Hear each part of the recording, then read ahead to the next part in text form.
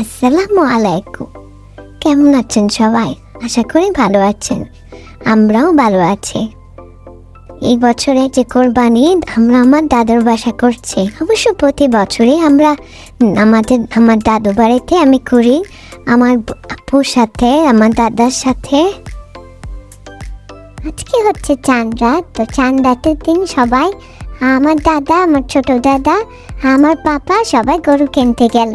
তো দ্রুত করে আমরা গরুটা দেখার জন্য নিচে নেমে এলাম। দেখে তো ভয়ে অস্থির। তারপরও জোর করে আমাকে আমার পাপা গরুটা ধরালো। গরুটা নাকি অনেক পাগলা, তাই নিচে নামায়নি। তারপর এই গরুটা নাকি আমার পাপা দাদার বাড়ি নিয়ে যাবে।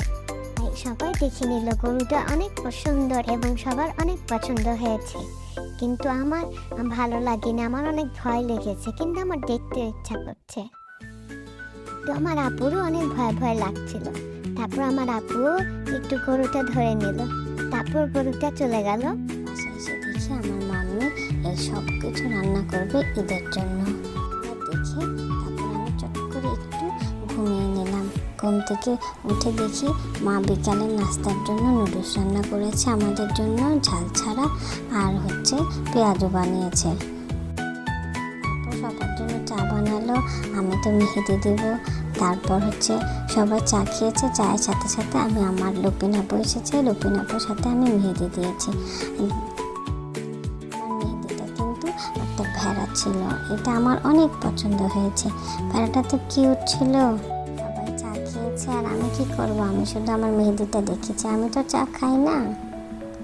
দেখেন আমার ভেড়াটা কত সুন্দর, কত কিউট। এভাবে মেহেদি দিতে দিতে তারপর আমি 2 হাত ভরে মেহেদি দিয়েছি। তারপর আমার দাদু কখনো মেহেদি দেয় না। তারপর দেখলাম হঠাৎ করে আমার দাদু মেহেদি দিতে এসে বসলো। দেখে তো আমরা সবাই খুব অবাক হয়েছি। তারপর এটা আমার মায়ের হাতের মেহেদি ছিল, আমার আপু একটু নষ্ট করে দিয়েছে। তারপর রাতে দেখি মা রাতের বেলা মিষ্টি আইটেম সব আমাদের পছন্দের রান্নাগুলো সেরে নিল, কারণ খুব সকালে আমরা আবার দাদুর বাড়ি চলে যাব। এই যে দেখুন আজকের আমাদের এই চাঁদ রাতের ঈদ মোবারক। আল্লাহ হাফেজ।